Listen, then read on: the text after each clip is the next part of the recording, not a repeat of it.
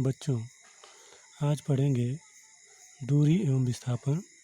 इसके लिए परिभाषा है, जब किसी गतिशील वस्तु के पथ का मापन दिशा को ध्यान में रखकर किया जाए तो उसे विस्थापन कहते हैं, और जब दिशा को ध्यान में न रखा जाए तो उसे दूरी कहते हैं।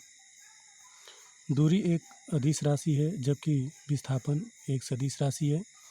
अब इसका मतलब ये है बच्चों कि जब हम यदि देखिए, ये हमने एक लाइन संख्या रेखा खींचा है, और इस संख्या रेखा पर माना गया है कि यहाँ से 20 मीटर, 40 मीटर और 60 मीटर और 80 मीटर की दूरी है।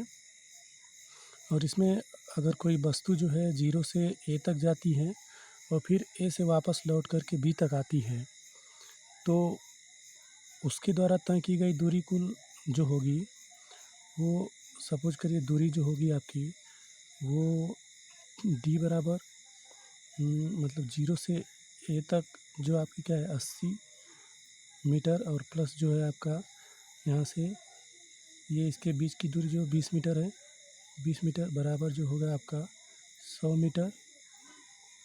जबकि अगर विस्थापन ज्ञात करना हो तो हम इसकी दिशा देखते हैं, किस दिशा में कोई वस्तु है और उसकी प्रारंभिक बिंदु क्या है और उसकी अंतिम बिंदु क्या है। तो प्रारंभ में वह 0 से चली थी और अंतिम में वो घूम करके आकर B पर आई थी। तो इस तरह से इसका विस्थापन देखें तो हमको मिलेगा विस्थापन आपका बच्चों S इजिकल टू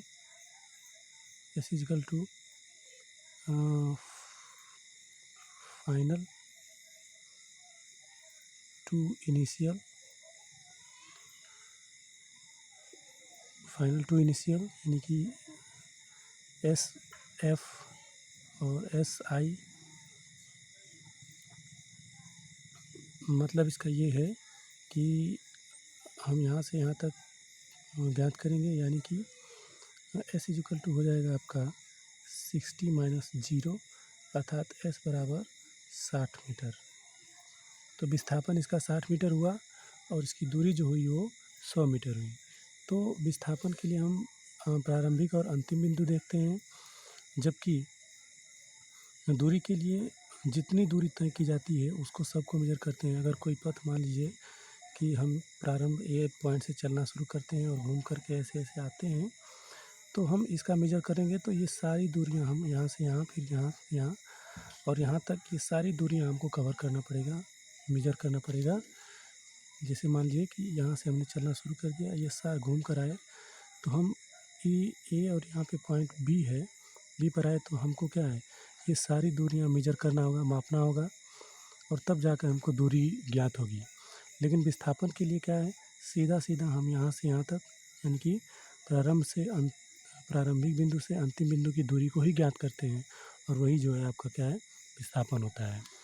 अब इसमें बच्चों जो है कुछ इम्पॉर्टेंट पॉइंट हैं, इसको आपको नोट करना है। दूरी गतिमान वस्तु के पथ पर निर्भर करती है, जबकि विस्थापन गतिमान वस्तु के पथ पर नहीं, उसकी प्रारंभिक और अंतिम बिंदु पर निर्भर होता है। किसी वस्तु द्वारा तय की गई दूरी एक अशून्य संख्या होती है, मतलब दूरी कभी भी शून्य नहीं हो सकती, जबकि विस्थापन ऋणात्मक, धनात्मक अथवा शून्य कुछ भी हो सकता है। विस्थापन जो होगा वो धनात्मक हो सकता है, ऋणात्मक हो सकता है और शून्य भी हो सकता है। शून्य कैसे होगा कि जब वस्तु देखिए 0 से चली है, A तक पहुंची और A फिर B पर पहुंची, फिर अगर यहाँ पे आ जाए तो उसका विस्थापन शून्य हो जाएगा, 0 to 0 यानी कि शून्य हो जाएगा। और अगर ऋणात्मक की बात करें तो 0 से जब हम ऋण दिशा में इसकी डायरेक्शन चेंज करें, ऋण दिशा में आ जाएं, तो विस्थापन जो होगा ऋणात्मक होगा, लेकिन दूरी जो है ऋणात्मक नहीं हो सकती, ये आपको याद रखना है।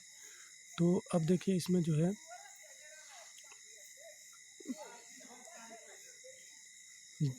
ये मैंने बताया कि कुछ भी, यानी कि धनात्मक, ऋणात्मक, धनात्मक अथवा शून्य कुछ भी हो सकता है। और फिर इसके बाद है दूरी तथा विस्थापन का अनुपात सदैव 1 या 1 से बड़ा होता है, अर्थात इसका मतलब है कि दूरी बटा में विस्थापन इक्वल इज़ ग्रेटर देन 1 ये होता है, आपको याद रखना है।